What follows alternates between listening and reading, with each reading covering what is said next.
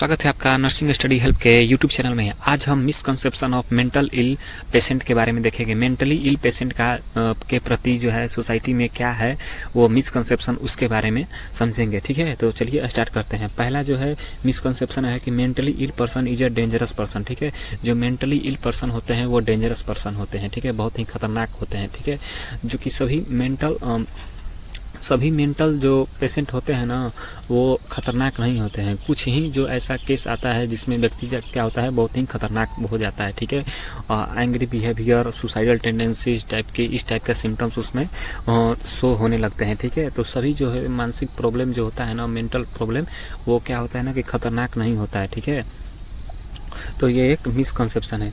Next second है इसमें हमारा कि no treatment is available for mental illness. ठीक है, पहले जो लोग सोचते थे कि जो यह मानसिक रोगी है इसका अब कोई इलाज नहीं है। यह अब मान लीजिए किसी में मानसिक प्रॉब्लम हो गया, मानसिक रूप से वह पीड़ित है, तो वह जीवन भर पीड़ित ही रहेगा, उसका कोई इलाज नहीं है, वो ठीक नहीं हो पाएगा। लोग पहले ऐसा सोचते थे, क्योंकि ऐसा नहीं है, बिल्कुल ही यह एक गलत है अवधारणा। लोगों का जो है इलाज होता है प्रॉपर रूप से और लोग ठीक भी हो जाते हैं। ठीक है, नेक्स्ट इसमें है कि mental illness is a communicable disease. लोग सोचते थे कि मेंटल इलनेस जो है वो कम्युनिकेबल डिजीज है, एक व्यक्ति से दूसरे व्यक्ति में फैलता है। चूँकि ऐसा नहीं है, मेंटल इलनेस जो है कम्युनिकेबल डिजीज है तो नहीं कि वह एक व्यक्ति से दूसरे व्यक्ति में फैलता है, ऐसा तो है नहीं।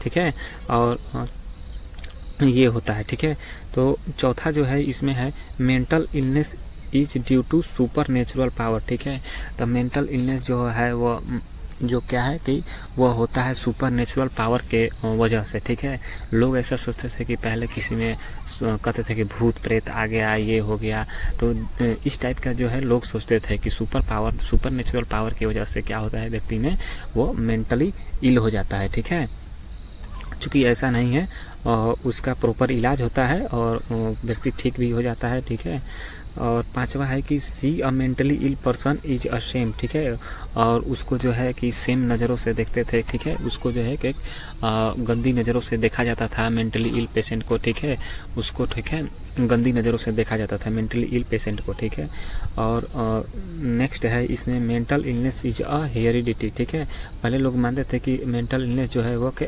आनुवंशिक है। ठीक है, एक पीढ़ी से दूसरी पीढ़ी में होता है, क्योंकि सारे जो है मेंटल डिजीज जो ऐसा नहीं है कि हेरिडिटरी ही होता है, आनुवंशिक ही होता है। ऐसा जरूरी थोड़ी ना है कि यदि किसी का बाप जो है वो, किसी का मान लीजिए पिता जो है वो आपके मेंटली इल हैं तो उसके बेटे जो होंगे वो भी मेंटली इल ही होंगे, ऐसा तो कोई ज़रूरी है नहीं।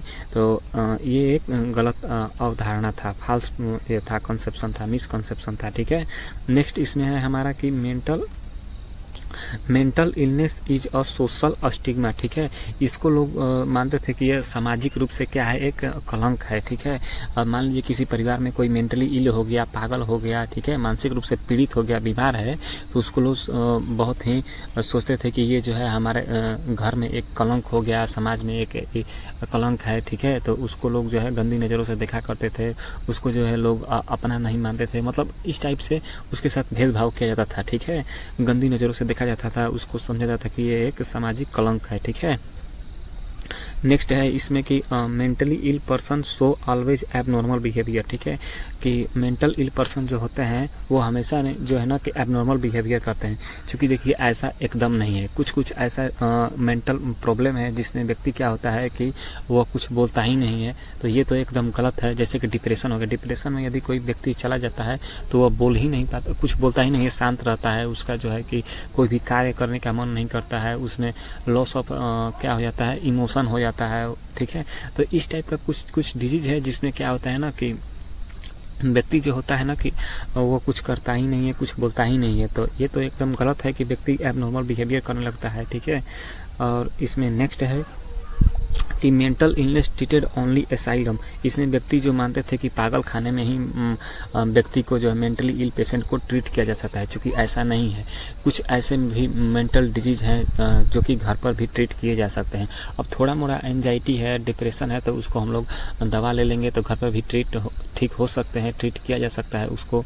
तो ठीक है, ऐसा नहीं है कि जो है पागल खाने में उस व्यक्ति को ले जाना पड़ेगा, ठीक है।